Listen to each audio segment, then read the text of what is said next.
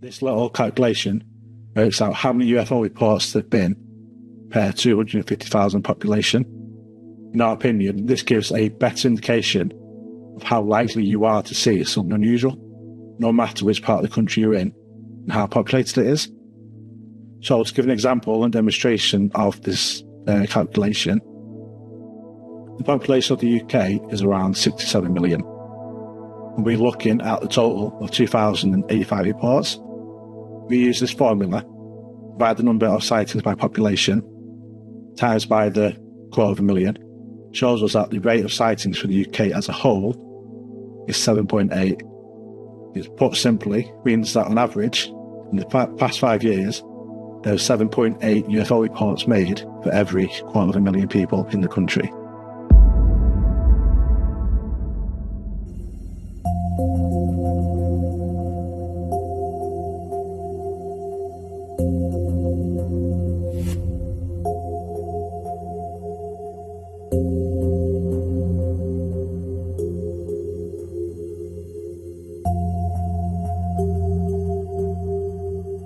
So what we'd like to talk about, of course, is the Seriously Strange magazine and Anomaly magazine. They are going out, or the news is, effectively, they went to the publishers on Monday evening. Reverend Lionel Thanthorpe, I was waiting for a document from him, as he said he was going to send one over. So I was waiting until that came to us, and then I managed to finally get that. And so Andy, that's the magazine. So there's a full page from Lionel in there too. And then it was off to the printers. That was sent on Monday. We got a date of when that should hopefully be at Minori's house. She said she's going to receive that, and then hundreds of copies about to land on her doorstep. And the date I was told by the printers is that is going to be by the 23rd of April. So it should be within a week after that, it's going to be on your doorstep. So there's 88 pages of Seriously Strange that has a focus on UAP and ufology. And there will be Anomaly, which is 194 pages of articles of a dense form of love of the paranormal and the weird and the wonderful. And there's a lot of content that's within that. So that's going to be great for everyone finally to have physically in their hands, on their doorstep, and ready to take a read. So it'd be great to have everyone's feedback once that has happened. So today we are going to be joined by UFO topic enthusiast. That is Ash Ellis from UFO Identified. I'll bring him out from the green room ever so shortly. And Caroline, have you got anything to say from the world of ASSAP?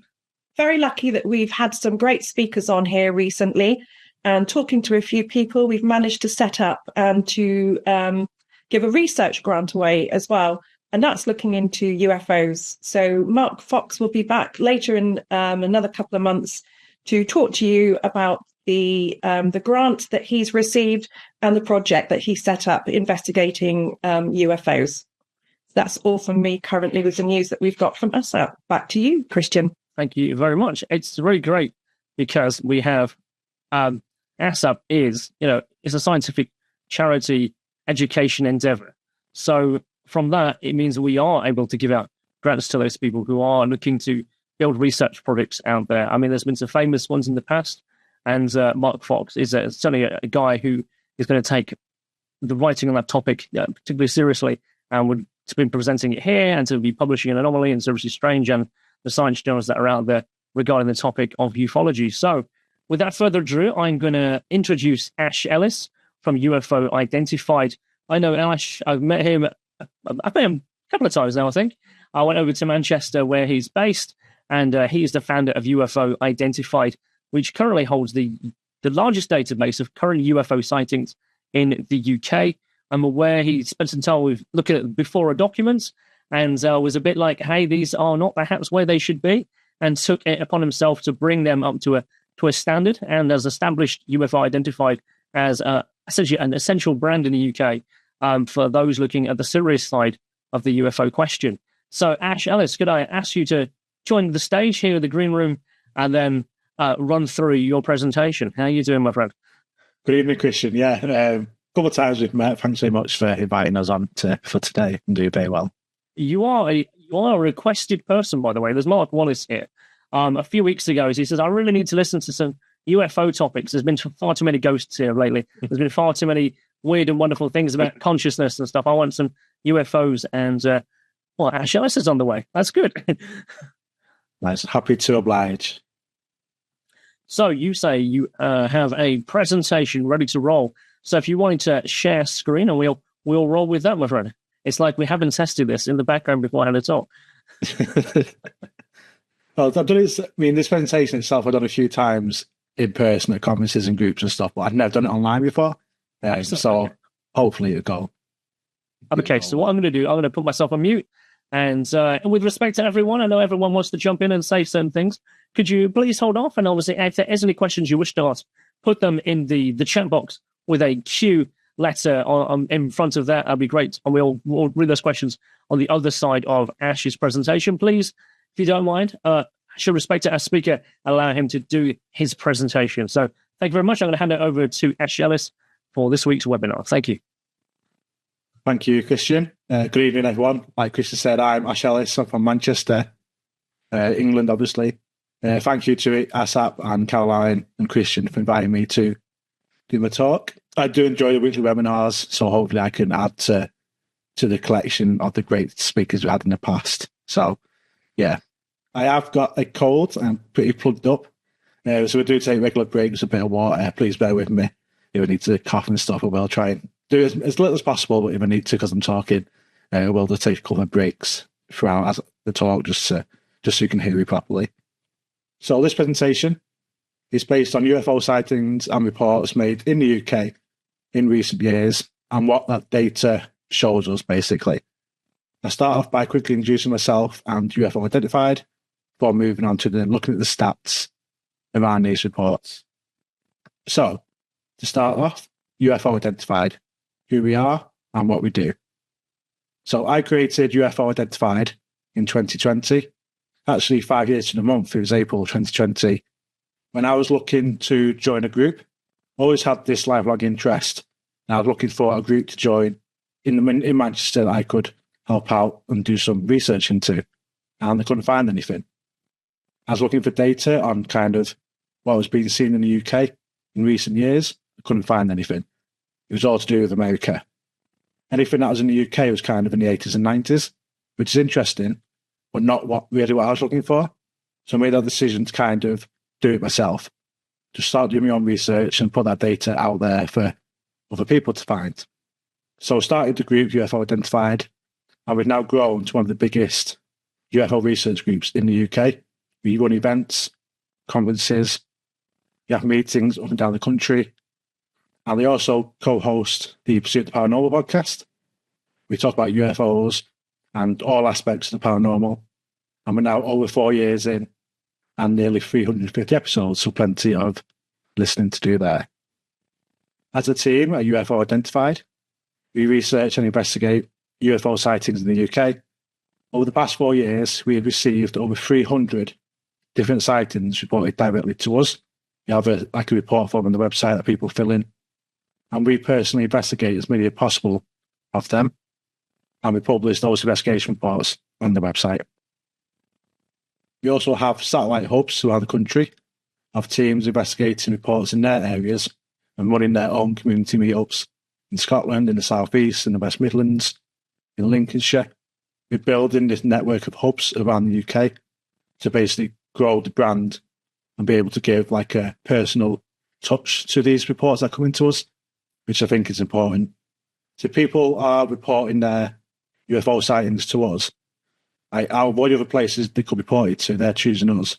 So we like to give that kind of personal touch and have someone in that area that's local to him and can investigate like a local sighting.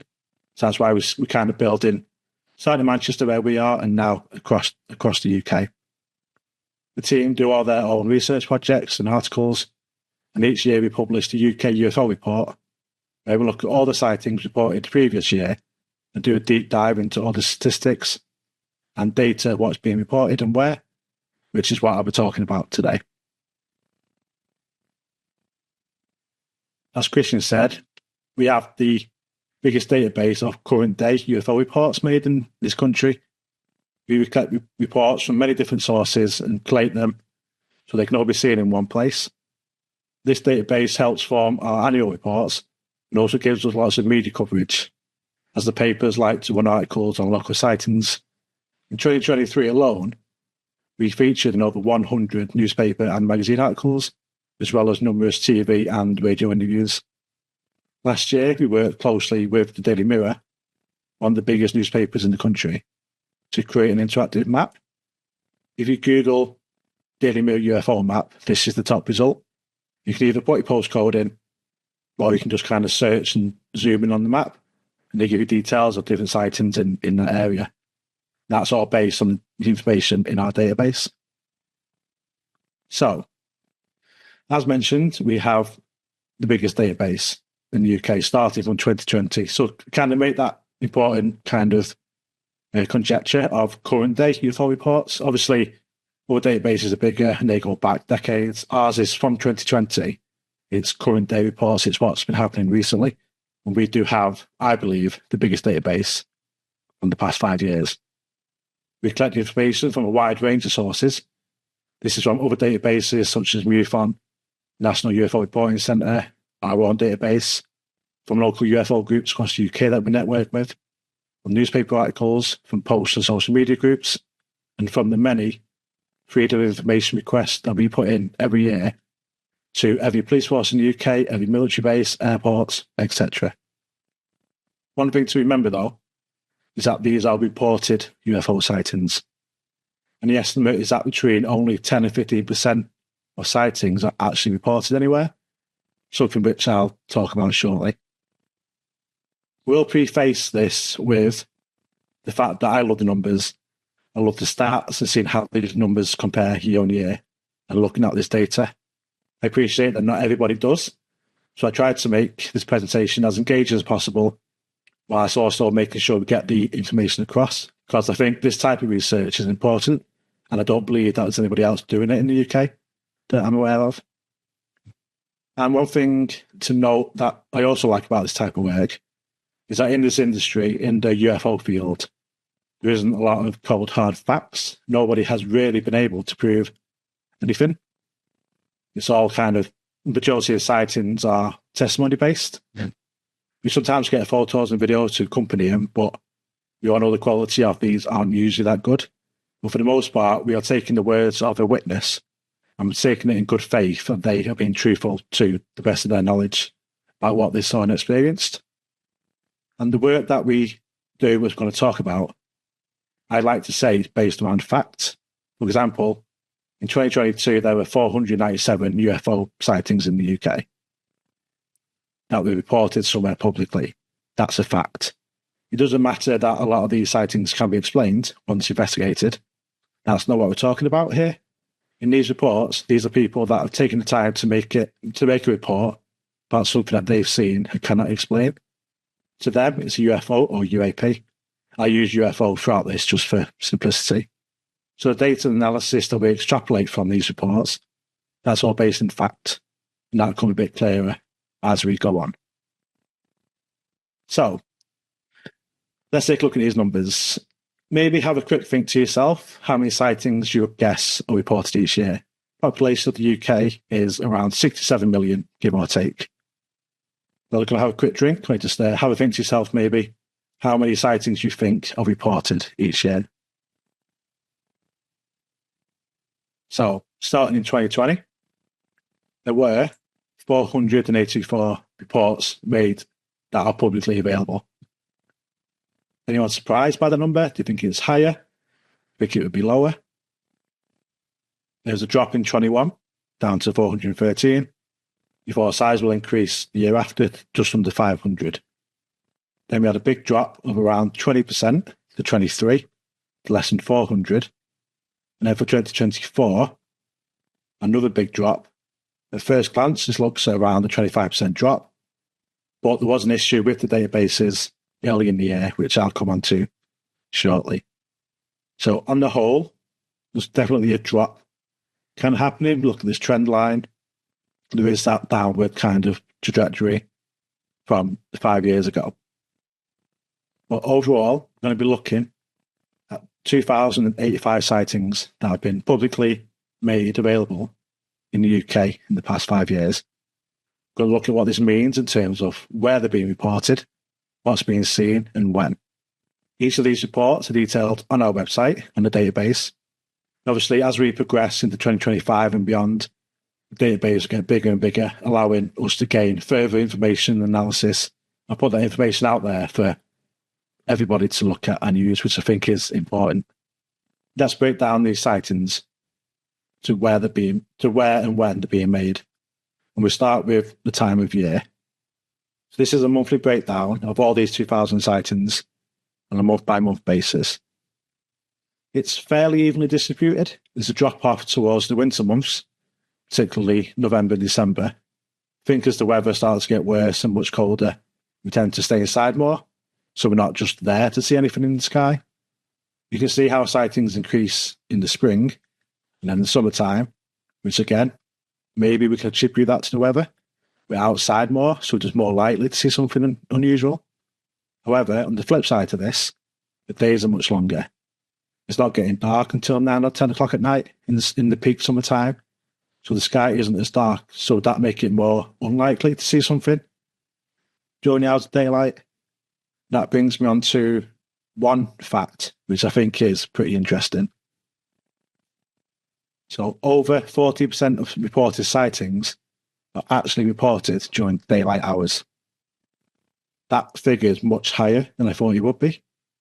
I was quite surprised, and this is kind of consistent year on year. We've seen this kind of 38, 39, up to 42, 43% of sightings are during daylight hours. I think we just generally imagine UFO sightings to be at night, and I think the media has the part to play in that. Well, evidently, this isn't the case. So you can do daytime sky watches. You don't have to sit in the dark and the cold. You can do them in the daytime. And we don't just base this off the time. The month and time of year is important as well. As 5 p.m. in July will be daytime, whereas 5 p.m. in December, it'll be dark, it'll be nighttime. So we do look at that as well when we're putting these stats together. Back to the months, and there's a couple of interesting things to kind of talk about when we do year-on-year comparisons. July is up there with high numbers throughout 4 of the 5 years, with a drop last year, as is August with a similar trend, 31 reports in 20 and 21, but then a big jump to pretty much double or more in the following 2 years, and a big drop-off last year to just 17 reports. October's pretty steady, as is May and June, showing similar numbers most years. And just to visualize this a bit better, so not just all numbers on a screen, this chart kind of shows from left to right for each month. We've got each year 20 in blue, 21 in red, and so on to orange for last year. And just to refer back to the database issue mentioned earlier, and the overall number for 2024, you look at the orange for February, March, and April, it's very, very low. And so you may remember early last year, the MUFON website was subject to a cyber attack, and their database and their reporting platform was offline for quite a while. And that has affected the drop in numbers that's available to look at for last year. On average, we would have between 10 and 15 sightings sourced from the MUFON database that we'd have in our data set. Because that wasn't available, obviously the figures are skewed a little bit. So that partly contributes towards the overall drop in the sightings for last year. Even if we're liberal and say that there's 50 reports missing because of that cyber attack last year, we've still seen a drop of around 15% year on year on 2023. So we're still seeing that trend continue of reduced sightings each year. Back to the months, and if you look at August, quite high numbers, a couple of jumps in 2023. We'll look at the blue in March and April. Huge off the charts, quite literally. So March 2020, we had 109 sightings, and April 2020, there were 90. And they both tower over all the other months, all the other years. So while I have a quick drink, just have a think as to why you think that number is so high for those 2 months in particular. When I give this talk in person, I usually get an answer of, it was COVID, it was locked down. And March, April 2020 is when all that kicked off properly. But that is just coincidental. The actual reason why there's so many sightings in them 2 months is because of this. Starlink. During March and April 2020, Elon Musk launched a lot of his SpaceX Starlink trains. I'm sure you all know what they are. Satellites riding the internet to everywhere, used by governments, military. You can buy it yourself. It's just very expensive. I think it's around £80 a month, something daft for their internet. But it appears as a trail of lights moving information, and then seem to disappear at one point in the sky as they're not reflecting the light anymore. These caused hundreds of reports, with some people saying they were scared that we've been invaded. All sorts, because they do look spectacular when you see them. I think by now, most people are used to it now when they see them out and about. Back to the months, and one of the most notable things is 2022 is kind of across the board this increase in sightings, with nearly 500 reports in total that year. But if we look to the back end of last year, with these orange ones in November and December, they're the busiest 2 months, them 2 months so far. And that was spearheaded by the absolute frenzy that was the drones appearing all over the show, mainly in New Jersey in the USA, but also here in the UK above some military bases and some random cities. Suddenly everything was a drone. It was a crazy few weeks, and that really reflects in these figures as well. So, moving on to where sightings are being made. Are different areas of the UK more prone to UFOs than others? Let's find out. Well, this is our lovely little island.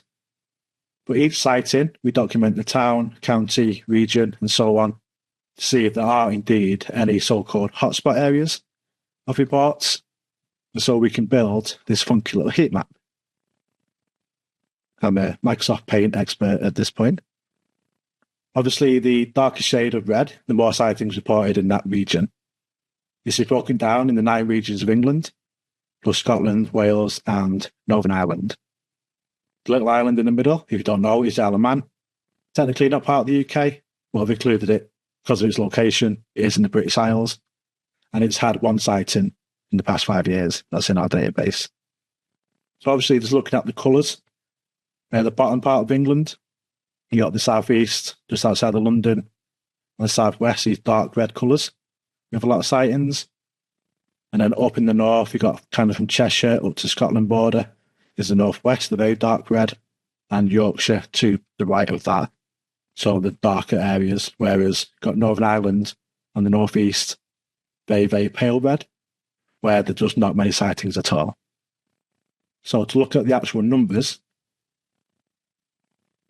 on the right, we've got each region of England, and you can clearly see the difference in the numbers from area to area, plus the Isle of Man with their 1 report.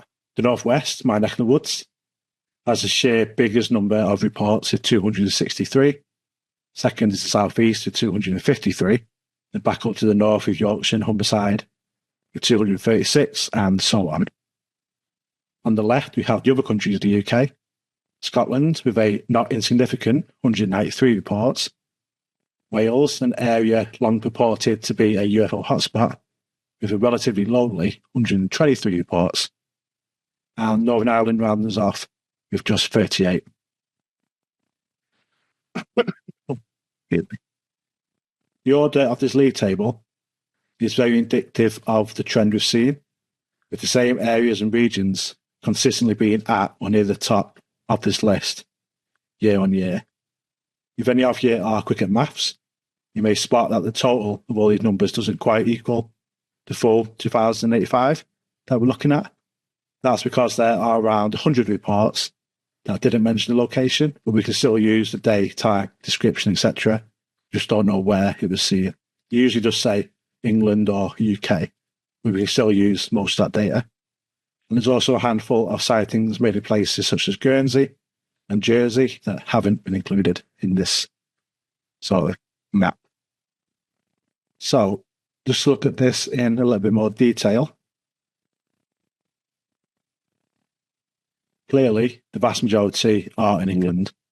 No surprise, really, being as populated as it is, especially when compared with Scotland and Wales. And to quickly look at the trends for the other countries of the UK. Northern Ireland has always kind of been pretty low, decreasing each year from 12 reports in 2020, and then a small uptick last year. Scotland and Wales both saw year-on-year increases into 21 and 22, before a considerable drop in 23. It's quite interesting that they both followed the same trend, curiously enough. And if you bring all the regions back together, so this table shows the same numbers we saw on the heat map, and with Scotland, Wales and Ireland not added into the rest of the English regions. I'm putting the numbers to it, and a reminder that we're working from a total of 2,085 reports made across the whole 5 years. You kind of think about that a little bit. As I mentioned earlier, if only 10 to 15% of sightings are actually reported. Amazing. I'm actually in the lead right now. I just need to make sure I win the whole thing. That's the only way. If you think that, say, only 10 to 15% of sightings are reported, that's kind of the accepted number, then does that mean there's actually 20,000 UFOs being seen in the past 5 years and just in the UK? That's an incredible number to think about, really. There's that many being seen, but people just aren't reporting it. Imagine if everybody did speak about it, about what they're seeing. The conversation would be, I think, a lot more open, a lot more accepted. And it is kind of is in the mainstream. I found personally that most people don't have a problem talking about having a ghost experience. Most people say, I've either had one, or talk about it, or talk about a family member's experience. But UFO experiences still have, or still get a bit more ridiculed than they should do. You just look at any comment section on newspaper articles online, they're full of sarcastic comments and talk about drinking, drugs and stuff. I've had it myself. Like I mentioned, we've been in quite a lot of newspaper articles, and we get personally attacked in the comments from people. It's just, I don't know, it's just that ridicule is still there. It is still prevalent, even today, sadly. Almost half of the reports are made in just these 4 regions: Northwest, Southeast, Yorkshire and Southwest.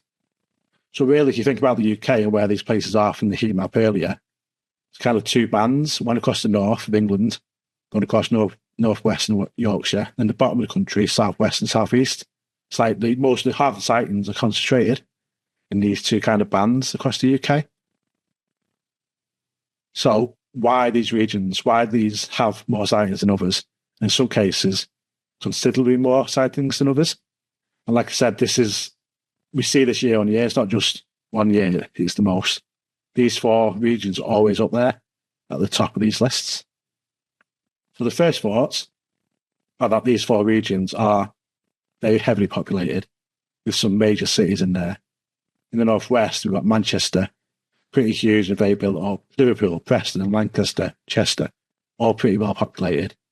Likewise with the southeast, Southampton, Portsmouth, Reading, Oxford, Brighton, and so on. This image of the UK at night kind of highlights this. You can see where down the south, near London, pretty lit up with the southeast, and the northwest and Yorkshire, again, pretty lit up. Again, that sort of 2 bands I was talking about is sort of 2 areas of the UK that are more populated and have more sightings than other places. So is that the reason? Is it just because that there's more people living there, that there's more reports, or are you actually more likely to see UFO in these areas? Are these actual UFO hotspots? Let's find out. So time for a little bit of maths. Since we started doing our annual reports back in 2020, we have thought a lot about this population aspect and how much of a part that actually plays in these stats. So we looked at it and we devised a formula, a method of working out whether a certain area is actually having more sightings or whether it's just because there's more people living there. So this formula we dubbed the rate of sighting. This little calculation works out how many UFO reports there have been per 250,000 population. In our opinion, this gives a better indication of how likely you are to see something unusual, no matter which part of the country you're in and how populated it is. So to give an example and demonstration of this calculation, the population of the UK is around 67 million. And we're looking at the total of 2,085 reports. We use this formula by the number of sightings by population times by the 250,000 shows us that the rate of sightings for the UK as a whole is 7.8. It's put simply, means that on average, in the past 5 years, there are 7.8 UFO reports made for every 250,000 people in the country. So we do this calculation for the whole country, do it for each region, and it gives us a new table. The number we're looking at is now a lot smaller and easier to work with. And again, this figure is how many UFOs are reported for every 250,000 people, each of the regions in the UK. And there's some notable differences straight away. The eagle-eyed amongst you may have noticed straight away that the top of the table is now changed. If we bring up the other table, we can compare them. So on the left, we've got the sheer raw number of sightings for each region.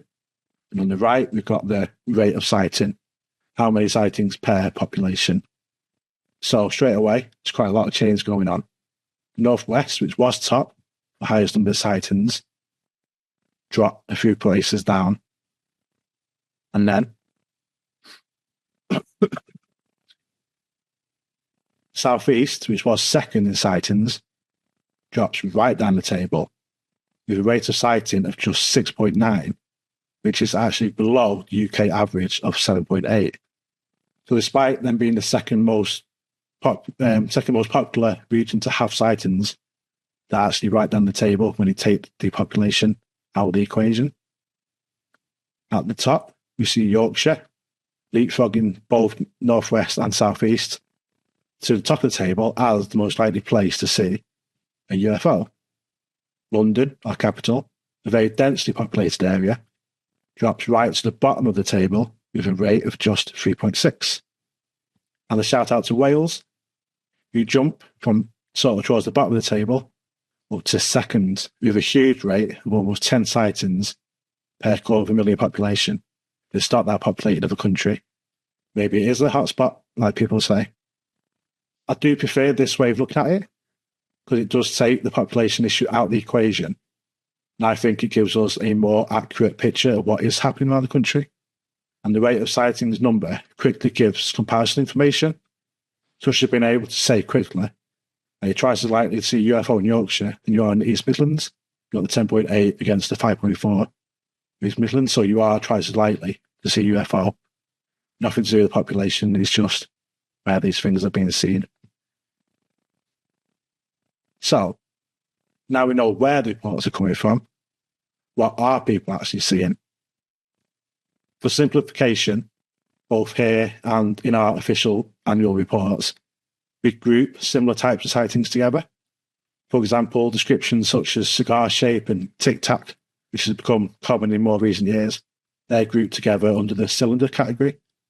Likewise, you'll find arrowhead, delta, and chevron under the triangle heading. Otherwise, there would be an endless list of different shapes. This table shows us how many of each classification or shape has been reported since 2020. The other heading typically includes descriptions that are hard to categorise or that just have one type of that report. This includes things like worm-like or octagon that people use to describe UFOs. The most common type of sighting, and this is the same across the whole of the UK, and this is the leading answer every year, is what we categorise as star-like, which will typically be a small light or object in the night sky that looks like a star, but is usually moving or otherwise acting strangely. Many explanations for this type of sighting are satellites, the International Space Station, which appears as a bright light moving steadily across the sky. More recently, again, the SpaceX Starlink, which caused a huge amount of reports in recent years. So going back to the table, orbs in second place, and these are different to star-like in that what we would call orbs have a bit more to them, rather than just being a pinpoint light in the sky. They're commonly seen different colours and having clear visible movements. They're regularly seen in daytime as well, and they are the second most common seen every year since we've been doing this data. Also in the list, we have the traditional disc shape, and of course the classic triangle, a staple of ufology since the 80s and 90s. And they do seem to have a bit of resurgence lately, the past couple of years. My own sighting back in 1997 was a classic black triangle, so they are always a bit close to my heart when I see triangle reports. We've also seen an increase in the number of sphere-type sightings in the past 12 to 18 months. This kind of echoes what's been getting reported by the American military pilots, and also seen other war zones, such as this footage. This came to light last year or the year before, taking over Mosul in Iraq, which you might recognise. Could be light reflecting over a puddle. Could be a spare UFO. Who knows? Back to the table. And these top 5 descriptions, so star-like, orb, sphere, cylinder or tic-tac, and triangle, make up half of the total sightings, so a big chunk. The other category, like I said, consists of shapes only reported a couple of times or have weird descriptions, such as cloud-like or a flash. If they were all listed individually, this table would be probably 4 times the size. People like to use different weird descriptions of things. 43 are recorded as unknown. This is when the witness hasn't given much of a description. Sometimes the report would just say object or UFO seen, without any mention of any type of shape that we could attribute to it. We get reports or see reports on other databases or other groups, and it literally just says, I saw a UFO above the houses on the next street, and that's the whole report. It's like, okay, I can't do much with that. They get other reports where it's 10 paragraphs, and you're getting descriptions, movements, detailed specifics, really, really good information. It's just mad how different these reports can be. Obviously, when you investigate it further, speak to the witness, you can get that further information that you need. But sometimes we literally get reports and it's saw an object in the sky, and that's all the information that we have. So we do the best with what we can. Great question. Where's the evidence? Quickly consider this, and there's a fair point. There's thousands of reports just in the UK in the past few years. Where's the evidence? Personally, the evidence for me is with the person, the witness. Those that have experienced it, like myself. I can't explain properly what I saw nearly 30 years ago, and I probably never will. That's my own personal experience, my own personal evidence. Of course, that's not going to be enough for some people. They want to see the evidence. So based on the sightings that we're looking at tonight, this chart covers off what evidence, if any, has been supplied with these reports being made. Over 50% are witness testimony only. We don't have anything to go with it. It's just witnesses, kind of their story, their testimony. 25%, a quarter, had accompanying video evidence, video footage. 19% had a photo. A small percentage supplied a sketch of what they saw as an alternative, and that's something I always recommend. If you can't get a photo or a video, a sketch, a quick drawing of what you saw can really aid in the investigation. Do this as soon as possible after the event. Human memory is very fallible, and even a rough piece of paper with a rough sketch and key details on it can go a long way, particularly if you don't report it right away. If there's multiple witnesses, we always ask them to separately draw what they saw and don't corroborate on it, as they could influence each other in these drawings. Even with a fair amount of video and photo footage, we're looking at around 500 videos accompanying these reports. There's not really anything mind-blowing. The main issue is phone cameras. They aren't designed for taking photos of things in the sky, things at night, things at distance. Most phone cameras are designed for selfies, basically. Particularly if you zoom in, that just ruins the image further. How many of us have seen images like this, usually posted on social media? That's called bokeh or bokeh, however you pronounce it. Basically, it's an out-of-focus point of light. These are usually stars or satellites that someone's used their phone to zoom in on. And the camera just doesn't have the sensors or the lenses to properly know what it's looking at, and it can't focus on it. So it gives this effect. On video, they can appear to be spinning, changing shape, and sometimes changing colour. It can look unusual, but if it looks like this, it's bokeh, not a shape-shifting craft. I urge anyone taking photos or videos or strange lights or objects is don't zoom in. Unless you've got a proper analog lens, taking a zoomed out photo and then looking at it closer on the proper software is a better way for us to see what the image is, rather than using a digital zoom, which affects the image itself. When you use digital zoom, you're just zooming in on a pixel, not the actual object in the sky. You're zooming in on the phone's screen, basically. So, yeah, don't zoom in. Take a picture that we can actually use. You can probably tell I get a lot of these photos sent to me, and it's always going to be out of focus lights. So, we've looked at where and what is being seen. But what about when? So this is a day-by-day breakdown of when reports are being made. Similar to the months, it's pretty even. But Saturday does spring out in front with over 350 in total out of all the reports. Sunday was the most popular day in 2020. Saturday was the most popular day in 21-22. Interestingly, in 2023, Monday was the most popular, taking it away from being on the weekend. And last year, 2020, was Saturday again. So Saturday is the most popular day. What about the time of day? Clearly, we can see the vast majority of sightings are made later in the day, with this big increase from 6 p.m, with the bulk of that being between 9 p.m. and 11 p.m. Although don't let that take away from the fact that there are sightings all day at all hours. Like I said earlier, you can skywatch in the daytime as well. So you don't have to always, you can be in your shorts and t-shirt instead of jackets and blankets doing your skywatches. So, looking at all of these stats, over 2,000 reports in the past 5 years, this shows us that you most likely see a UFO between 9 and 11 p.m. on a Saturday. And when I give this talk in conferences or in groups, I ask the audience why this might be. And I usually get this as an answer, and you may be thinking it yourself. It's Saturday night, it's late on, is this the reason why? It doesn't help our cause at all. We get so many comments on social media, in newspapers, from our peers, even our family. Things like, oh, you must have been drunk. Bet you'd had a few when you saw the aliens. Rubbish like that. I mean, it certainly could explain some reports. I mean, of course it can.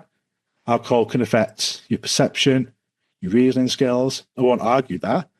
You may interpret something in the sky differently when you've had a few than you would if you were completely sober. And I will counter this a little bit. If we go back to the day-by-day chart and look at Friday, Friday is just actually the second least most likely day. You've only Wednesday having a few reports. Plenty of people go out on a Friday night as well. So surely there should be an uptick for sightings on a Friday. If alcohol was the reason for these increase in reports at that time of day. But what other reasons could there be? For me, it's work.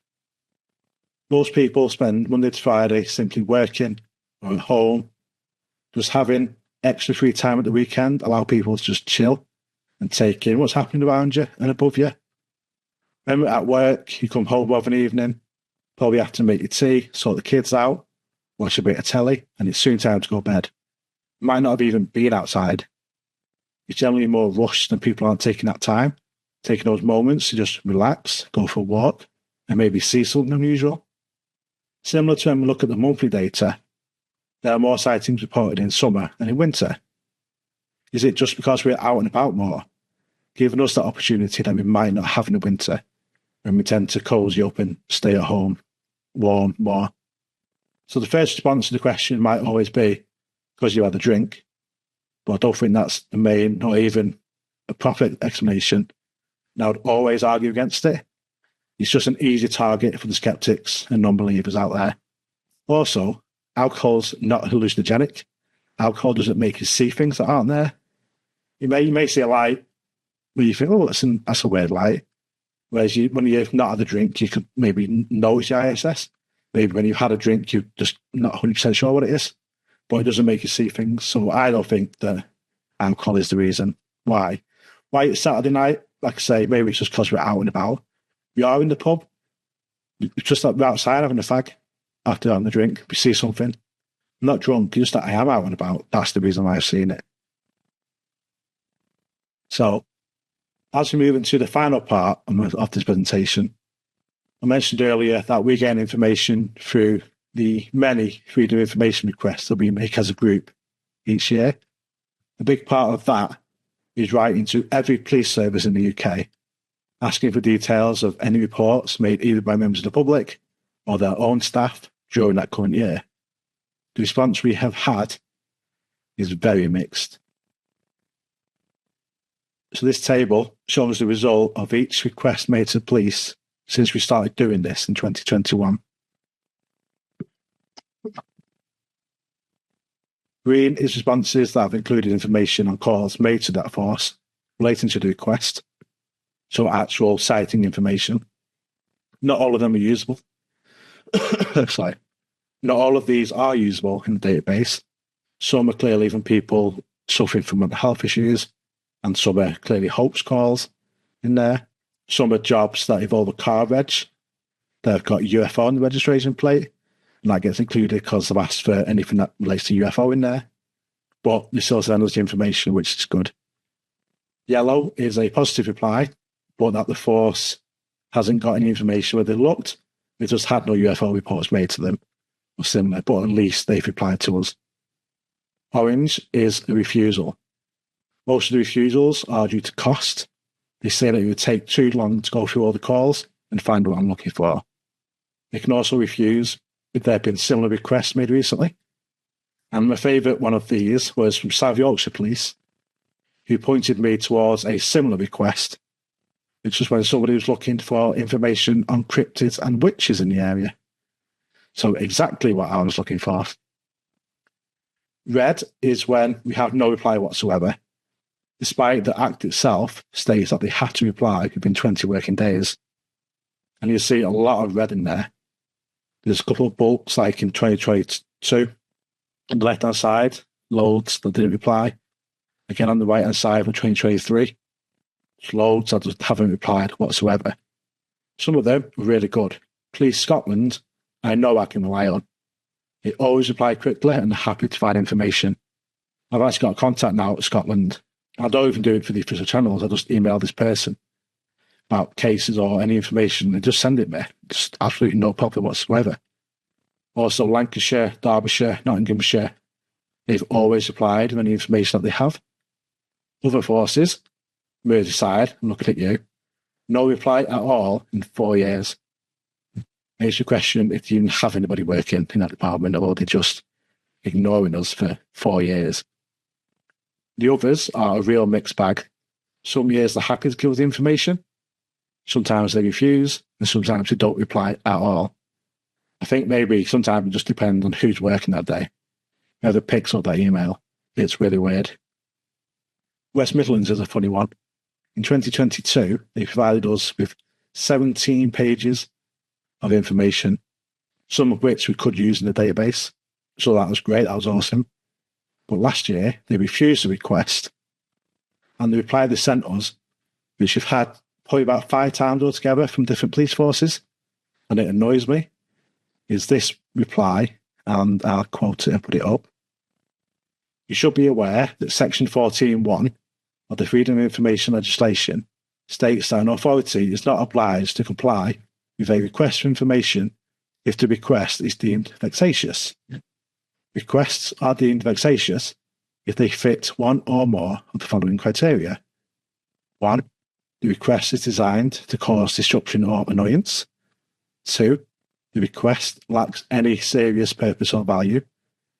Or 3. The work involved is a destructive burden. So they're calling us vexatious, got no real purpose or value. We're doing it to disrupt them. It's just an absolute crazy response. And when we've had this sent to us, they get back a very strongly worded reply from myself or the team. And although these didn't, in this case, other forces, once they see our reply back, they do end up giving us the information. And in one case, I think it's Bedfordshire, they had information which was actually good information we use in the database. It's like, why not just give it us in the first place? why go through this rigmarole of refusing it because it's not a serious request, and will then give it us anyway? Because police forces will refuse requests if they can. So if you are making these requests, you have to be very specific. Just saying, and this is an actual thing, information request that I've seen on the What Do They Know website, which lists all the requests and replies. Someone requested, and the whole request was just one line saying, "I want to know about UFOs in Manchester." And it's just that is just going to get refused straight away. There's nothing specific. It's too general. It's too vague. If you're making these requests to any sort of government organisation, be specific. Dates, times, locations, keywords. Get all that in there. Make it harder for them to refuse it. They will try. Anything they can do to obviously not have to do the work or do anything, they will try it, but make it harder for them. Out of the 4 years and all these requests, these hundreds of requests and responses, we've been able to add 41 actual UFO sightings into our database. We also request to the Civil Aviation Authority, MOD police, RAF police, military bases, airports, and so on. But we don't tend to really get anything meaningful from them. The MOD itself still sticks by its no opinion response. And despite saying that they will release the remainder of their UFO files in the first quarter of 2021, 4 years later, we're still waiting. And in reply to requests about that, they tell us that it's not in the public interest to release these files. And I asked them, well, who makes that decision? They said it went to a decision maker. I was like, well, who is that decision maker? Well, why could that person? What basis they have to say it's not in the public interest? And this was their response to that. The public interest test was carried out by MOD civil servants and the Air Command Secretariat. It was that under Section 22(1)(a) of the Freedom of Information Act, the balance lies in favour of withholding the information, as the requested information and correspondence concerning UFOs and UAP is to be published in due course. The assessment was, and remains, that there will be no value in providing this information in advance of the publication date, and it would place an unnecessary burden on the MOD to do so. I mean, publication date was the first quarter of 2021. That's what they said initially. And we're way past that now. But we'll keep hoping. We'll keep fighting for it. I think maybe they need to head to Yorkshire on a Saturday night to find out that there's public interest in all of this. So that brings us to the end of the presentation. For more information, you can go to the website, ufoidentified.co.uk. You can also find us on social media under the same name. We have a UFO sighting report form on the website if you want to make a report to us. Make sure you check out our database, which is the biggest database, like I say, of current day reports in the UK. We also have plenty of articles and detailed investigation reports to read. And finally, a couple of years ago, I released UK UFO sightings 2022, which is available on Amazon. That's all over 100 reports of brand new, fresh and recent information, the Great Reference Guide. And that's available on Amazon. So thank you for listening. I hope that wasn't too painful, being all numbers and graphs. And thanks again to ASSAP and Caroline and Christian for inviting me to give this presentation. Thank you very, very much indeed. It is actually a breath of fresh air to see data, I have to say, and to see it presented in such a way that was informative and engaging in the way that you did it. Thank you very much for everyone from ASSAP and for those here. That was a great talk. And I guess, like the chat box, is literally lit up with questions. But I kind of wanted to throw a few more things your way before we go to those questions. So I think helps fill in what you were saying. So what is the UK's current stance on UAP? Well, I recently wrote an article for Seriously Strange, and I included a quote, actually. And I actually brought it up while we were talking. So in government, in December 2024, David Reid, his Conservative MP for Exmouth and Exeter East, he raised it in Parliament about the UK's current stance on UAP in kind of reflection of what's going on in the US. And so Luke Pollard, he's the Armed Forces Minister, he replied to that. And I quote, he says, whilst we are aware of different approaches currently being undertaken by different countries and allies in the investigation of unidentified aerial phenomena. The MOD's position on UAP is unchanged, in that over 50 years, no sighting reported to the department has indicated the existence of any threat to the United Kingdom. So as such, we don't talk about it, we don't investigate it, because there's no point or no purpose. And that is their official stance. So they have not replied beyond 2009 since the UFO desk closed. There's no official military or government position in the UK that they take on the UAP phenomena. It would be really intriguing to learn what they are in reacting to in the United States, with, of course, with all the whistleblowing that's going on over there. Because, of course, the United States and the UK they share what's called the Five Eyes Intelligence Services, which basically is a document that's released every week. So it's like Canada, Australia, New Zealand, the UK, the US. So basically, they have a joint intelligence services report, and that contains UAP data. So the UK is receiving information; it just doesn't want to talk about it. Yeah, no, definitely. And like I said, the Five Eyes USA has said that they've had meetings with the Five Eyes about it. So then the UK still denies it. So it's like you can't deny it. It's just, they're very, very tight-lipped, totally. I mean, ordinarily, we would have a discussion, but I think because the plethora of questions here, it'll make more sense if we go through that. So let me jump to these questions here that are jumping off the page. And let me scroll up, because instantly, at the very, very top, there's just question after question after question. So you have engaged so many people here with your discussions. We'll return to that conversation in just a moment. But if we have an ask of you, we ask that you hit the like button here, we ask that you hit the subscribe button. And the reason is, for you it is just a moment, but for us it really helps the algorithm find our content and other people find what really is deeply interesting to them. So, yes, we also have the Benteen Award, the Michael Benteen Award, which is currently asking for nominations. So if you have anybody that is outstanding within the field of the paranormal and they have contributed either maybe something like research purposes, or they've written an article or a paper, anything that you think is worthy of a contribution into the paranormal community, please can you send details of them and why you think that they are fitting to receive the Benteen Award.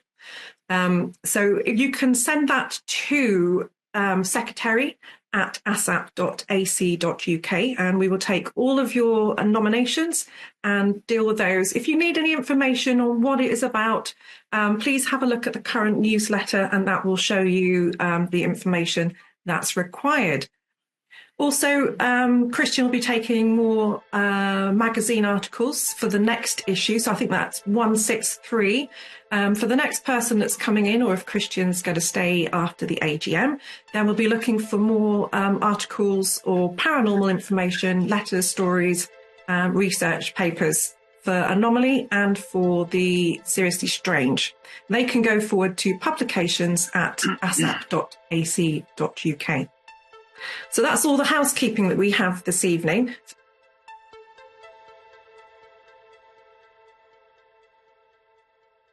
An interesting note here.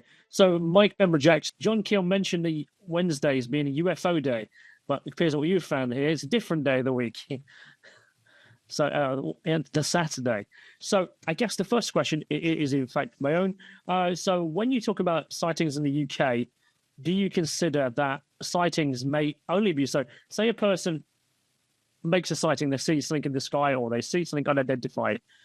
Do you find the fact that they haven't reported it to an organization such as you have identified, but what they've likely done is posted it on their own social media, on Facebook, for instance, or Instagram, or they posted it to a UFO group, and therefore the report isn't officially, reported. It's just, well, we know how Facebook works. It only goes out to 10% of your friends when you make a post that you pay for it. So most sightings go underreported and are essentially buried under the news of social media. How do you think about things like that? Yeah, I mean, definitely, and we do scour social media, Twitter, Facebook, even Instagram, and TikTok as well recently, where we just look for people posting stuff, even in like local community groups that we're in. I mean, so many random towns and cities Facebook groups, and I just search for UFO keywords. I'm just looking for any posts that people are making. Like a couple of weeks ago, we had that SpaceX rocket thing happen with the spiral, and Facebook obviously lit up with that. But yeah, we do.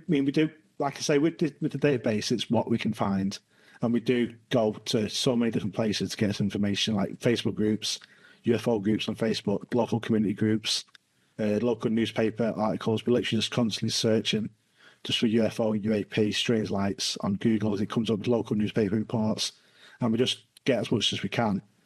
That's why we have, like I say, we have the biggest database, because we are doing that legwork, that hard work to actually try and find these things. Obviously, some base posts, it's their private wall. We're never going to be able to find that. It's just trying to get what is publicly available, what people have posted about. Even though they post it in a, I don't know, Chichester Facebook group that I'm in randomly for some reason, 300 miles away. We'll find it, we'll get it on there. But if it's on their wall, then we're not going to find it. It's just trying to, like I say, they've not officially reported it anywhere. They just done, has anyone seen that strange light moving across the sky at 2 o'clock this morning, blah, blah, blah. I'll put that in the database, because that is a UFO sighting that I know about. It's not been reported, per se, but that is a UFO sighting someone had. So that's how we kind of go about it, trying to get as many as possible that we can to build that bigger picture. I understand that, okay. So Kieran Sarrell, one of our former secretaries, says, please could you explain why the June figure for your UFO sightings is so low compared to the figures of the adjacent months? Thank you. It's kind of weird. It's like when I talked about the summer, where it seems to have gone up in July and August is high, but June is low. I mean, maybe just to think about it kind of that way is maybe some holidays start in July with the kids and stuff. So maybe the June and July and August is higher just because it's that kind of 6 week, 7 week school holidays. Maybe June doesn't quite catch up because we're not out as much. Maybe all of my parents are off work during the July and August. That's why they're higher than June. I can't really say much, I guess, beyond that, why that is June. But it's noticeable. Like I say, it's noticeable on the graph. It drops in June and comes back up again. No, don't really have a reason as to why. Okay. Do you have any links in correlation with types of sightings in certain areas? So not specifically. What we do have is there's been a number of multiple witness sightings that we've been able to find just because we do this database. So, like, because we report in all these different places, we have one day where there was 8 reports in one day in sort of, it was kind of the west side of England. So sort of, I started in Manchester and then going down to like Wolverhampton, Cardiff, Bristol, Somerset, and somewhere down in Devon. And there's reports all in one day along this kind of east coast of England, west coast of England. And 5 of those 8 reports were of a triangle sighting. So, and then we've had that similar where we've had, I think it's 4 reports, Rochdale, Grimsby, Glasgow and London. But on the very same day, well, a 16-hour period overnight, 16 hours, 4 different people in 4 different cities reported seeing the exact same thing. And because we're doing this database, they've reported it to different places, but we're putting them into one area, so we are able to find these trends and spot these sort of patterns where otherwise you wouldn't have noticed it. Because if one person reports it to UFO, one person reports it on Facebook, one person reports it to us, one person reports it to UFO or to the local newspaper, they're all never going to get looked at because they're all separate. Whereas we bring them all together, we can now spot, okay, 4 different people have seen this now. So in that, to answer the question kind of wrongly, we don't really have specific information as such on that because there's so much we would love to do. People ask about, could we go down to county level?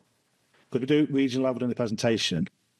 We also go down to sort of county level on our annual report, and people say, "Oh, what about towns? What's the most popular town and stuff?" And it's just you can get lost in the data a little bit. You kind of concentrate on sort of the main key areas. Whereas we'd love to be able to say, this town, these regions have got this shape, blah, blah, blah, blah. Maybe we can utilise AI more to kind of dig into that data a bit more. Yeah, I'm talking with a data analyst at the minute to maybe do more with the data, because we have so much data. That's like this presentation is just kind of half of what we have, and to try and fit it all in seamlessly. But there's so much more we do want to do to be able to dig out these trends, these correlations, these areas a lot more. But it's just the time it takes to do it. But we are hopeful to be able to answer that better in future years. I mean, you make an interesting point there about how, from a different sighting seen from different angles and different perspectives, you know, when you have a correlation, you can say, oh, we can sort of track a flight path. Yeah. I noticed from here, a few months ago, I started using flight radar, and I noticed that, where is that plane going? And then I look at it, and it's actually about 20 miles away. But due to the angle of perception, you know, it's flying overhead, but it's actually very, very far away, happens to be higher. So I wonder, when you say county, actually might mean the county over for some people. Yeah. There's a lady here called Julie Boyd. She's had to leave early, and she says here about triangle-shaped craft. Where are they most likely the most prominent? I've had a sighting myself, she says, during the Belgian wave when she lived in Wigan. So do you find there are trends that are more shape-driven? So is there a correlation of more shapes in certain areas? Again, that's kind of the data we could have. We just need to be able to dig into it a bit deeper.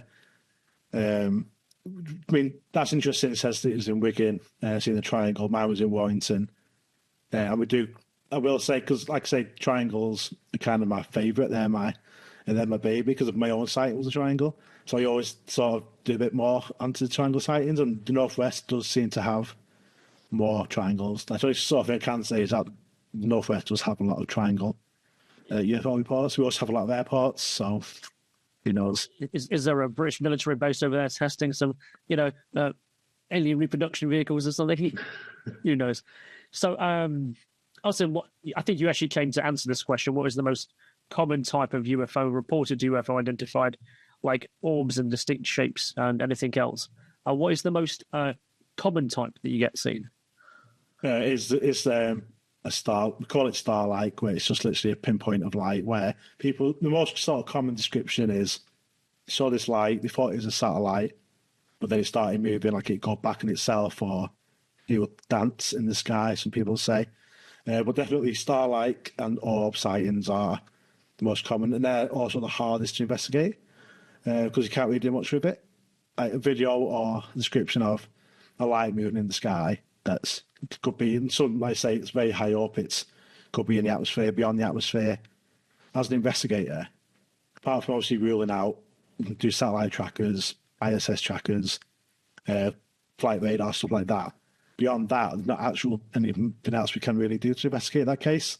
So unless we can identify it as a satellite or ISS or something, there's not much we can do with it. Whereas if we have like a triangle craft that came down over a field and left this mark, there's a lot more we can do. So they're the most common reported shapes, but also the most, not frustrating, but the least we can do with them, kind of thing, if that makes sense. No, I get where you're coming from with that. Just my own curiosity, adding thoughts to where we should go next there, besides the question. So when a person reports an account, say, to yourself or to other groups, do you think there's an expectation, perhaps, from the person who's witnessed it, that it's going to be like a police investigation, they get a crime number, and then they get, like, some police officers come to the house and we want an investigation done, and I want you to tell me what it is that I saw. And, like, investigators aren't really capable of that because they weren't there at the time. Yeah, so, I mean, we do what we can, and we've had that many reported to us. Like, we get over 100. At this point, we get multiple a week now. We do try and we call it customer service in our group chats and stuff. We call it customer service, where we respect and appreciate that person has chosen us to report that UFO sighting to. So we want to give them as good a service as we can. So we will contact them. We always contact them initially. So I say, thanks for investigating. Well, thanks for reporting it to us. If we pass to one of our investigators, and they'll be in touch. Some don't want to be in contact with. We get that option on the report form is, do you want us to contact you by phone, email, whatever? Some say no, they just want to tell us, and that's fine. Some do want to be contacted or interviewed. So, and then we kind of triage the cases, and we'll do it like how recent it was, how high straightness it is, how local it is to one of our investigators. But because we had that many, we are in a backlog. And that's why we've been, as I mentioned in the talk, we're building teams around the UK. So we've got like a team in Scotland. So if we get any Scotland reports, I will pass that to the Scotland team so they can do, so they're more local, so they have local knowledge. I'm sure a Scottish person might appreciate a Scottish voice on the other end of the phone. Just kind of have that local touch to it. And we do, like I say, where we can, we will investigate and we sort of triage cases, give them like a priority. So this was recent. It's got multiple witnesses. We've got a video. It's 10 miles from us. We'll treat it as a priority and get out. We get out on location. We'll visit the site where the sighting was. We'll visit the witness if they want to be visited or telephone interview or whatever. There's other cases, could be that the earliest one we had was from 1952, and it's a 90-year-old fella, 93 I think he was, that reported this to us and never told anybody in all these years. He only told, like, we're the first team we told, like 60 years later, 70 years later. We're like, wow. But it's not much we can do with that case, you know what I mean? It's, apart from it is kind of a testimony. It's like 70 years ago. It's very, very limited to what we can investigate. So where we can, we get out there, speak to the witnesses. We always try and respond to them, but we do have a backlog that we're kind of getting through as fast as we can. So some cases do kind of drop down the pile if they need to, just to work through. And we are growing the team. The overall aim is to have networks of teams, little hubs all around the UK, so that every region has a team and a team of investigators, so we can just give a good service to the. And like you say, that expectation of like a police investigation, we want to be able to do that to the witnesses. I think we appreciate every single person that opens up to us or tells us their story, and we want to reciprocate that and know that we're taking it seriously. And in terms of like sort of getting answers, sometimes they don't like it when you tell them it's not unexplained. If I can give an explanation for something, they always use the term, in our opinion, or in my opinion, it's most likely this, and I explain the reasons why and provide any evidence. Just because when you sort of say it's this, or sort of be quite blunt, some people can get quite, I don't really want to say offended, but they can be. I've had more abuse because they've had their UFO story they've had for years. I've gone, actually, just thought it's this. And they don't like it, so they won't accept that it's something more mundane. Whereas some people are happy to have an explanation for it. So you've got to kind of be a bit receptive to how they're going to take it. And I've had people where I've given my explanation, my reasons for why it's this. And I've been bombarded with texts and emails for weeks and weeks because they weren't happy with my answer. Because I told them that basically I don't think it was unexplained. And this is why. So it can be a weird community sometimes. Because like I say, some people are happy to have answers, some people aren't. Just like to have their experience and keep it. Yeah, I understand exactly what you mean by that. Certainly, we've had a similar conversations. I think anyone who's investigated strange and anomalous accounts will find in kind with what you just said there. Mike Member Jackson says here that population size being at play here, but Birmingham seems a little low in terms of its reports. Correct. Yeah, the West Midlands, which is quite interesting, really, because what we found is because like areas like the Northwest, we have our team. Yorkshire seems quite high, but then you've got sort of dedicated researchers out in Yorkshire that are quite public with their information. So I don't know if that sometimes plays a part in having a bit more reports in them areas. For example, you got like Port Sinclair and True Proof has got quite a few reports on there. So is that the reason why Yorkshire's high? Just because you've got dedicated researchers there. Birmingham, we've got a Birmingham UFO group with Dave Hodrian, and they're always putting reports and stuff out. So that's probably is the anomaly that I have noticed, where out of all the big cities, out of all the popular areas, where people like say got Wolverhampton, Walsall, Birmingham, all around there, very populated area, but it is quite low down. And yeah, don't know why that is. That's interesting. I know Kieran Farrell says here, could it be the Londons are used to planes coming over, so they might not say, oh, it could be a UFO, because they might, oh, it's a plane. And then it's almost like it's inverse. I went to London last week, try not to go to London. I was in London last week for 4 days, and from being, now I live in a city, I live in Manchester, and we're going to London. It's just completely different. It's so much more fast paced. Everyone's just rushing everywhere. Even when you're driving, the cars are in and out of lanes constantly, and all the bikes and all the pavements are full of people. The parks are full of people. Whether it's just it's too busy, I don't know. Maybe people aren't looking up. Also, it is very busy. It's very lit up, so maybe there's just not that. Can't see the sky at night. Could be a reason why, because it is too much light pollution, particularly in London. But every year, London is pretty low on the stats, despite having obviously the most population. I think Richard asks a question here. He says, how many sightings were made by people who had previous sighting experience as opposed to those who it was a person's first sighting experience? Do you track that kind of data? So we do on our report form. We always ask, one of the questions at the bottom of our report form is, have you had any previous or before or since? And people tend to tell us stuff. In terms of the database, we just don't have that information because obviously we're sourcing it from all these different places.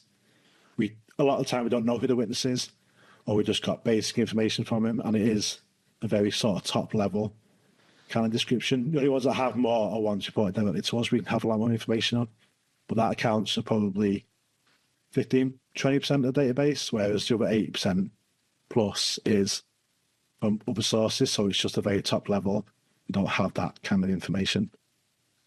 So the next question, really, on the thread going down, is one of my own. Is like, what is your opinion on UAP having some biological observations, like the jellyfish or the kind of morphine light, the worm-like?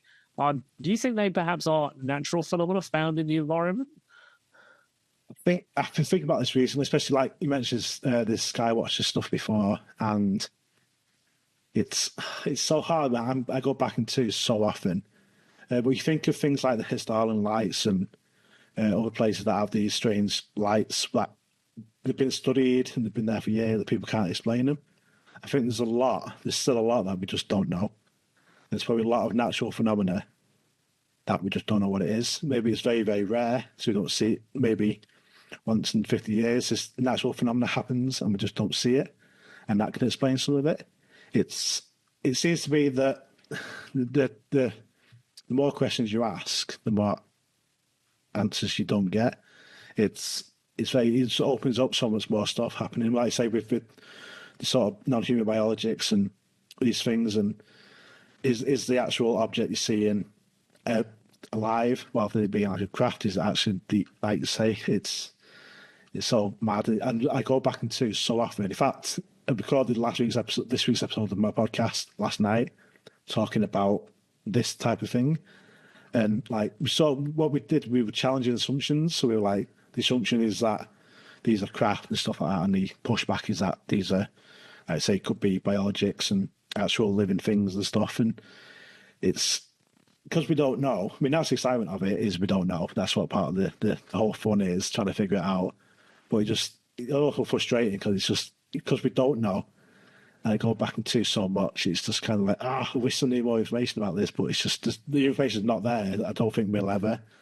I think one of the sort of conclusions we came to when we were recording the podcast was we'll probably never know.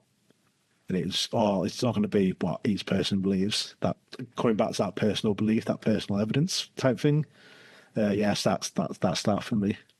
I mean, the first time I became aware of worm-like creatures in the upper atmosphere, if that's what they are, was that I think it's the STS-80, the space shuttle, showed a video of it coming in, obviously, from space. And it appears to show, like, basically a worm kind of moving in the upper atmosphere. It must have been huge. And it's been like, what is that? And that was about 20 years ago. It was a Chris Everett documentary, I think, from Secret Space. And that was quite fascinating. And it never even occurred to me to that point. Now, wait a minute, these actually might be a biological form to them. So, next question, really, next statement, really. Tony Lindell says, Durham Police and Northumbria don't respond to paranormal FIA requests due to not having enough time to provide any info. Do you think that might be an issue? They just don't have the time to go, there's a bit of a frivolous response here, let's leave it. It's quite funny because the one that I mentioned in the presentation where they said they're going to release these files and they never did, and we've been back into, me and this, whoever this guy is in the MOD, back into for about 5 or 6 times over it. And then I sent a separate one about a different case. In fact, it's about this one from 1952. See if there's any files on this one. And the reply to that was, I tried finding it and sending it to Christians. It's so funny. It was literally, it's like a personal attack. It was like, because we spend too much time dealing with stupid requests, we don't have time to do this stuff. It's something like that, but this is an official response to the FOIA. I was like, wow. I was like, he's just said this to me in an actual thing reply. I'll have to dig it out. It was a couple of years ago. I'll have to dig it out. But I was like, wow. But he was basically saying, because we spend too much time dealing with so-called stupid requests or frivolous requests, we don't actually use all our time, so we don't have time to do anything else. That was literally the reply. Investigate crimes because we're too busy chasing UFO cases. Yeah. Robert Stanton says, there are so many variables for sightings and night being possible tested, new technology, new designs taken into account, timeline of when they can be vibrant without so much awareness from the public being here. So I think maybe he means that at nighttime and in daytime, that is there technology that gets hidden because it's easier to hide things at night. I'm not quite sure where he's coming from with that. Maybe he wants to respond to that. So Tony Percy says, was your black triangle simply 3 points or 4 points of light, or closer to the description of a TR3B or a football pitch like pink fringe movement? And how common are or were the 3 TR3B style black triangles?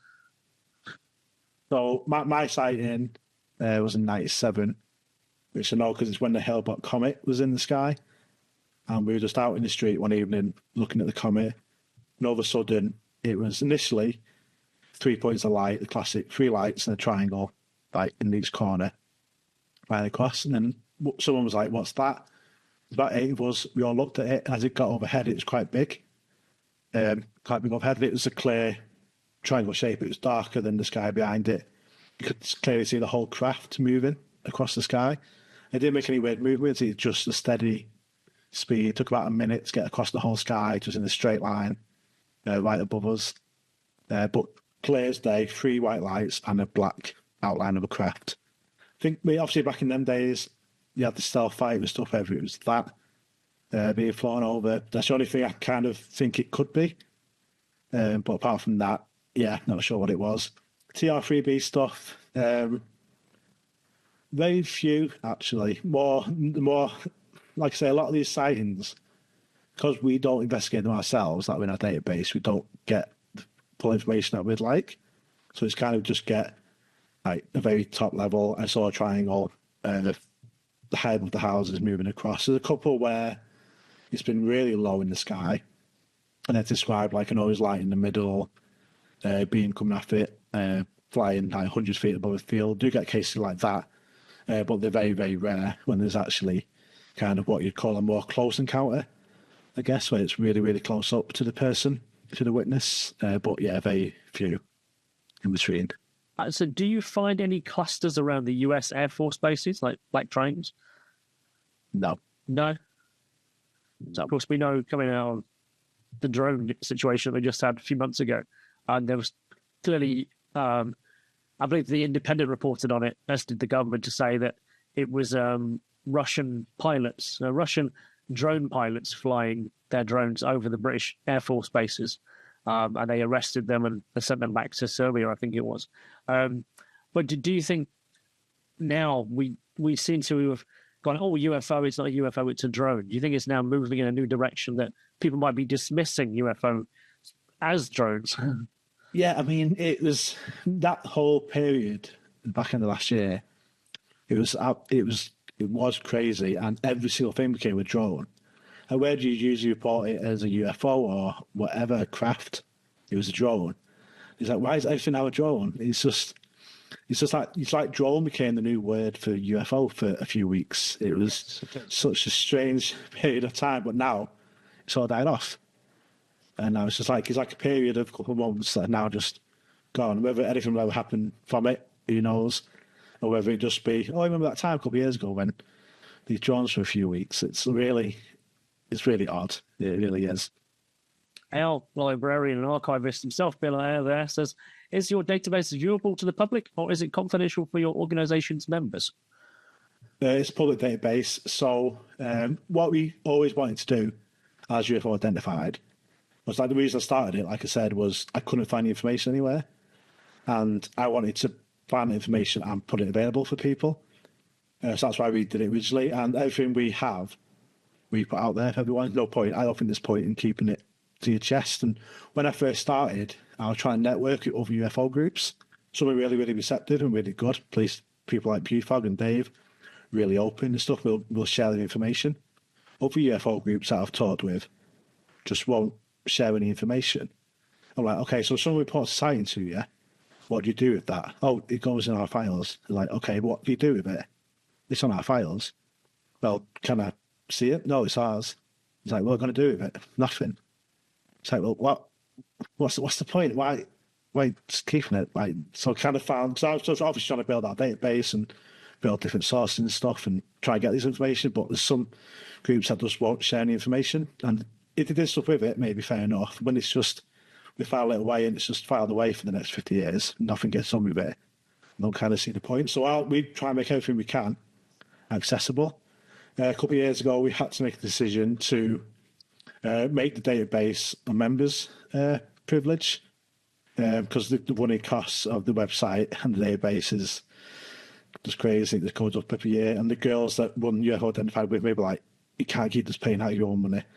You spend hundreds of pounds on this. You need to sort of get some help towards it.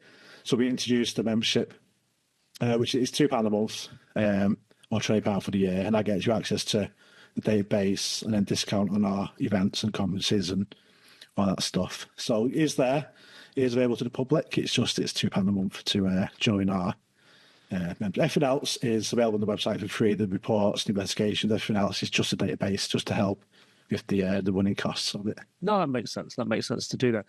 Just while we were having our conversation, while you were running through your presentation, I ran a Google search. And the question I asked Google was, where do I report a UFO in the UK? And it brings up quite a few interesting statements. Although it said the UK, it still wants to report it to MUFON, which is more of a US-based stuff. It talks about BIFORA, British UFO Reports Association.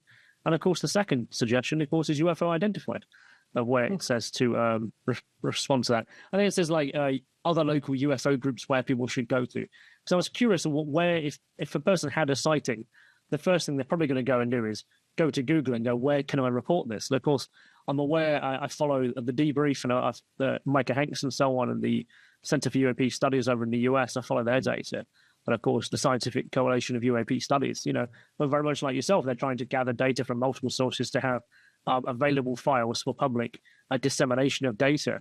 And I think that's such an important thing publications-wise to do. Like by this presentation, it makes the data available to more people. So people go, wait a minute, there actually is verifiable information of various forms of UAP out there. And hopefully that also then becomes, a position of authority to say, no, this weird stuff is happening. What are we doing about it? How can people act on this? And with this information being available in the public domain now, there is actions that people can take, whether you be an MP or whether you be an organisation who wants to look at this kind of thing. It would be really useful, perhaps, if we could. I don't know what our current ASSAP archive is. I mean, Bill might be the person to ask in a second. I'm sure we have a UFO and UAP archive going back to at least 1981 of ASSAP. I'm sure it's available, and I'm sure that could be of use to you.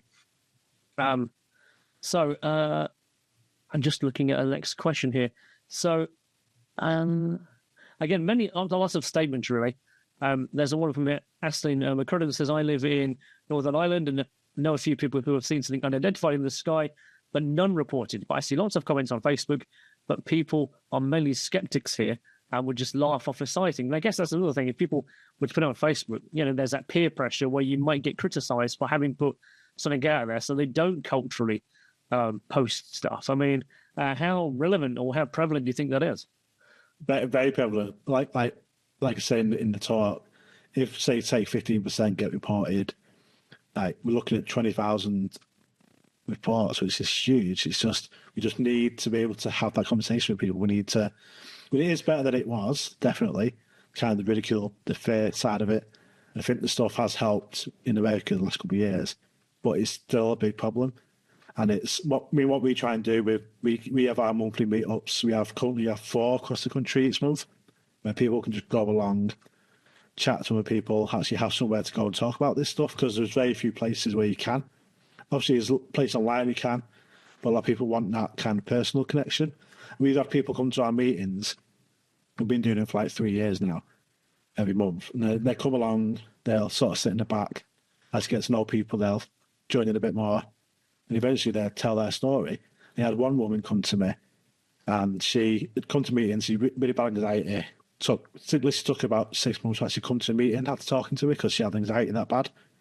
And she eventually sort of got warmed up to it, got to know the people that were coming every month. And she eventually told her story after about 12 months of going to these meetings. And she told me afterwards, she broke down afterwards to me. I was like, I've not told anyone now in 30 years. I've never told anybody publicly before.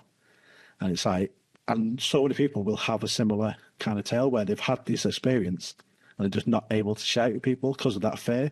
So us putting on these events, these meetings where people can just meet up and have a chat and talk about this stuff, online spaces, is super important. And it's just trying to get it out to the wider mainstream, that you can talk about it, but we still have a lot of ridicule. Like I say about newspaper comments, going any UFO article in the newspaper online, and the comments just full of idiots. It's really frustrating, but that's what people say, and they think, if I say this, they're going to think I'm an idiot as well.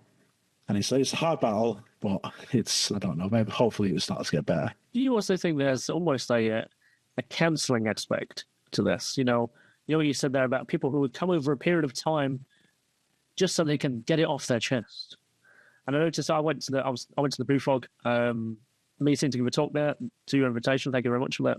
And I had a great time. I saw that, in effect. There was people at the back, and they had come for their first time, and you could tell that they just wanted to, tread in the water to find out, is this a safe space that I might be able to share my story in? So is that also something you found with your groups, where you're almost providing a bit of a support network as well as a UFO Reporters Association? Definitely, 100%. And that's why we do what we do. The community, the experiences, the people that believe, they're the heartbeat of everything. I gave a talk in North Wales a couple of years ago in Pwllheli, and at the end, you had a bit of a Q&A. And one of the questions was, if we got full disclosure and we knew the truth of everything about this, they went, what would that change? What would that change what you do?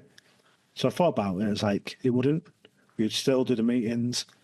We're still that place where people can come and talk. We're still that, like I say, a safe space for people to come together.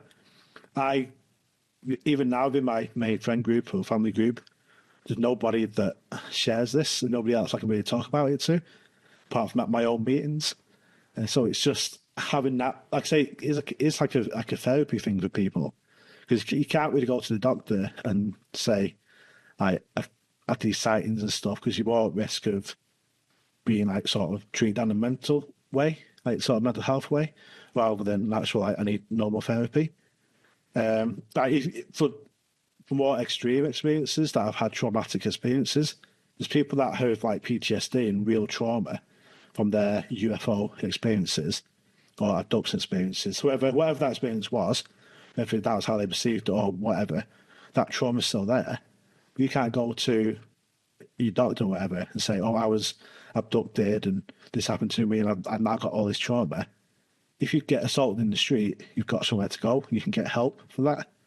Where can you go to say, I was abducted and I've got this trauma that I need help with? I've got true PTSD from it. So people do have PTSD from these experiences, but there's nowhere for them to go. So there are people doing work in this field. They've got Daniel Stubbins in Cardiff, who's recently done a study on experiences and beliefs, and he's a psychology professor, and how we can help people. They got UAP Med, I think it's called, there, do similar work where it's given kind of framework for government and medical professionals to work off for this type of field, but I think it's a long way off being anything official. So I think groups like ours, like BUFOG, even things like this, these Zoom calls with other people, I think as a community, we have to just be together and help each other and be better.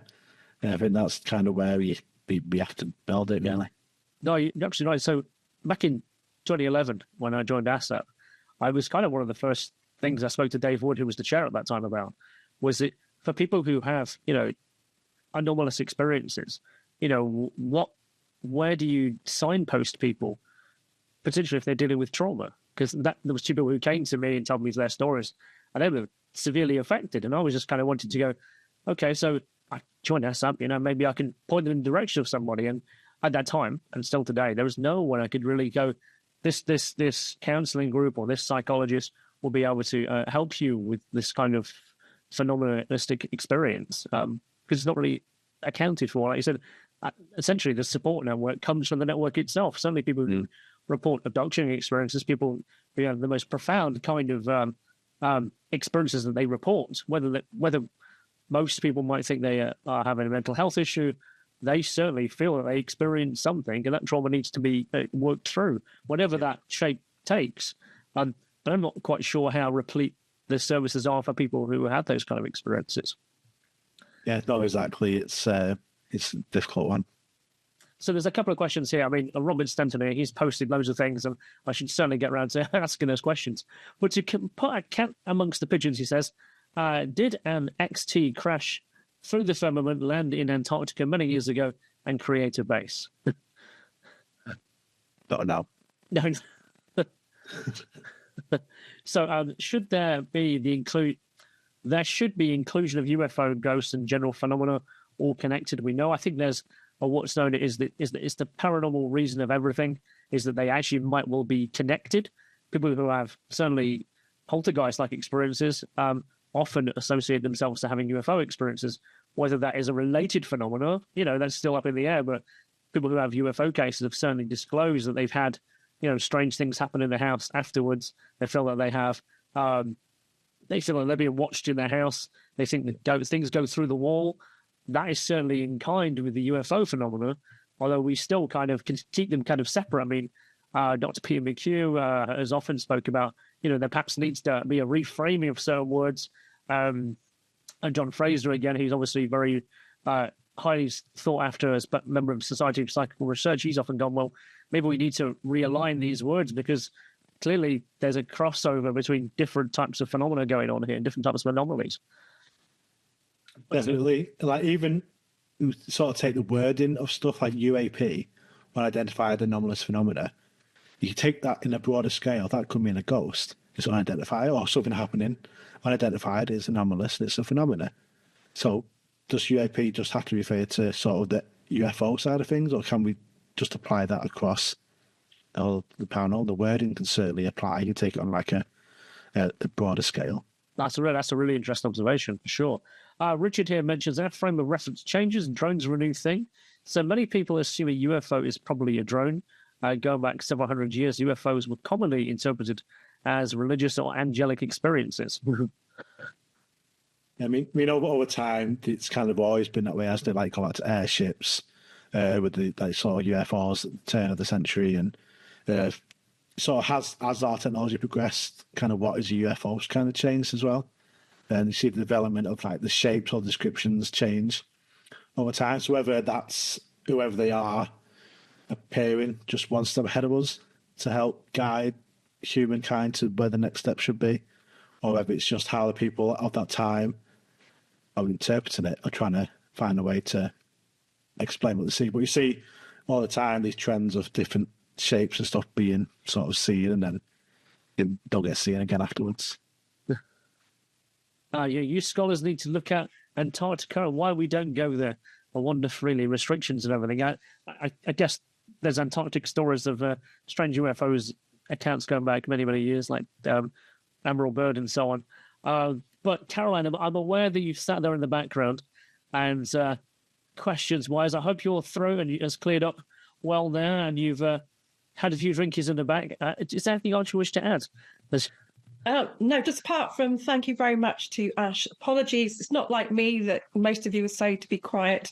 I'm suffering from flu, so the coughing was getting a little bit too much just before we came on. So Ash, you've actually got off lightly without me asking the questions. So But please, can we book you back in for another visit?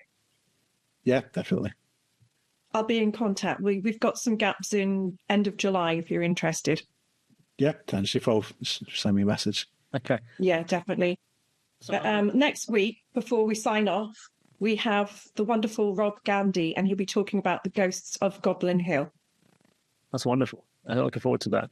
So I'm aware that in the next issue of Seriously Strange coming out your way, there is not only a mention of UFO identified within there. I go into the New Jersey UFO phenomena that happened there. I've called it terror, nukes, and confusion, and also an additional observation to the Kelvine UFO. There was another observer, and I managed to get some of his comments, and they are included in that. Also, I contacted Dr. David Clark, of course, who from Sheffield Hallam University, and he's provided some commentary as well as the people who that famous photograph of the diamond-shaped UFO from the Kelvine phenomena, and the Harrier that's in there, and the investigation they're waiting to try to find those people who identify that picture and where that picture lies now. So I got some comments from those people also included in this magazine. So it's a really quite special, interesting one. And some strange, weird, and wonderful things are throughout this magazine. Should be landing on your doorstep, hopefully by the end of the month. You know, I've said that the printer said that we should get them by the 23rd, but that is their outlying date, so we should get them earlier, and hopefully that means you should have them in your hands very, very soon indeed.